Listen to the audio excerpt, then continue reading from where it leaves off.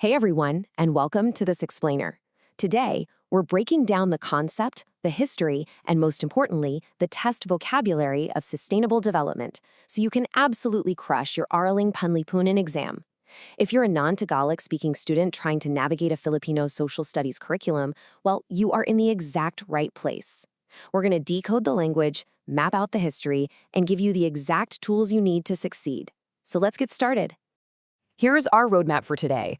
We've got the concept of sustainable development, the history of global action, the Philippine vision, themes and global importance, a keyword blueprint table, and we'll wrap up with a test decoder checkpoint.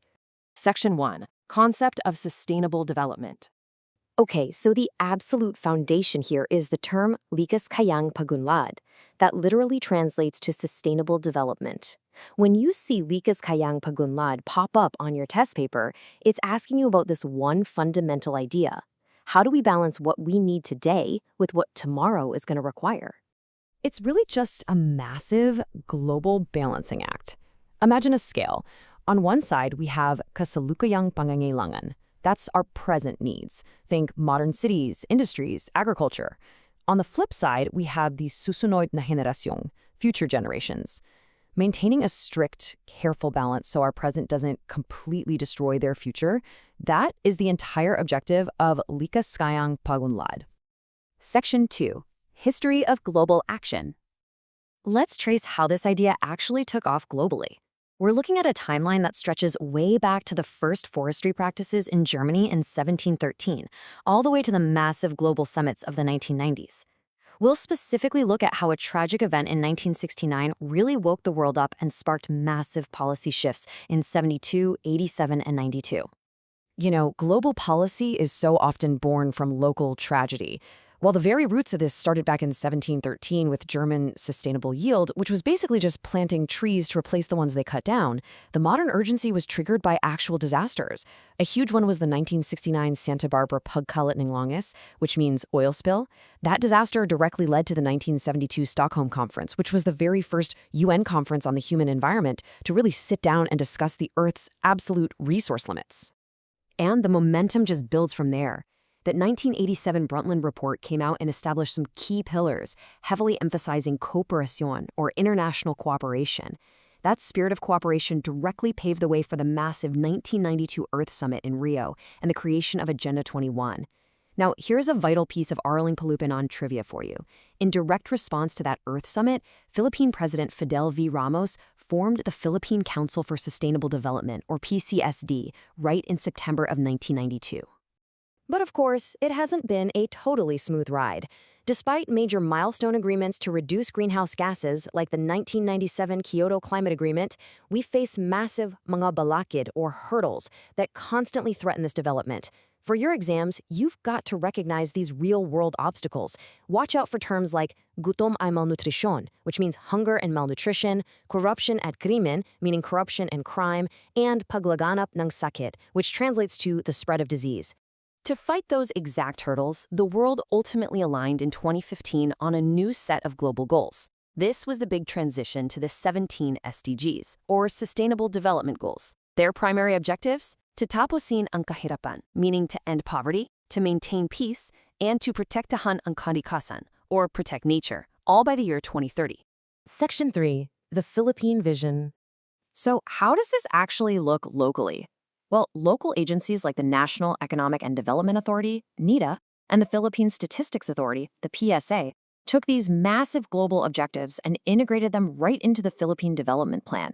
This overarching long-term national master plan is famously known as Ambisyon Natin 2040. Listen up, because this is definitely gonna be on your exam.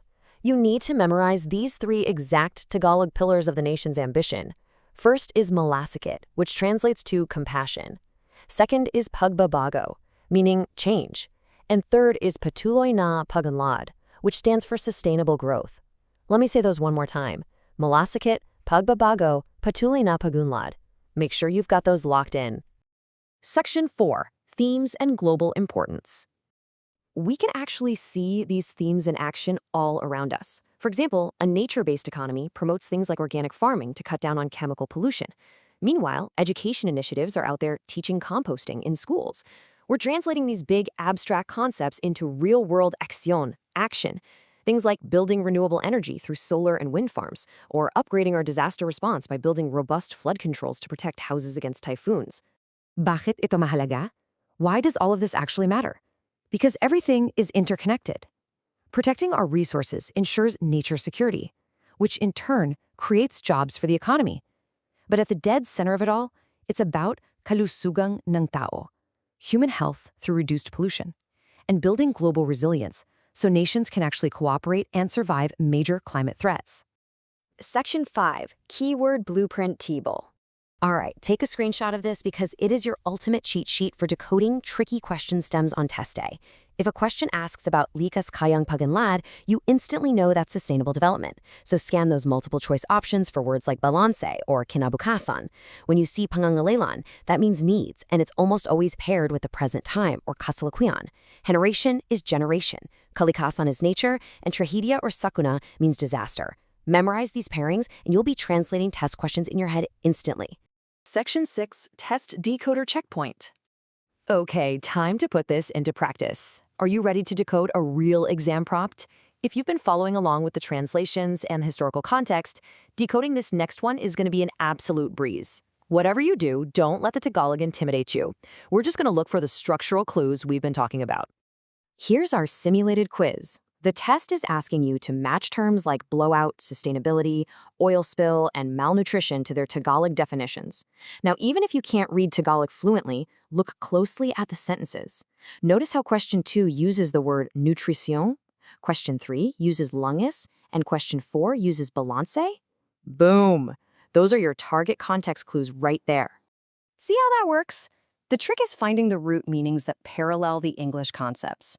In number 2, walang sapat na nutrisyon clearly points directly to malnutrition.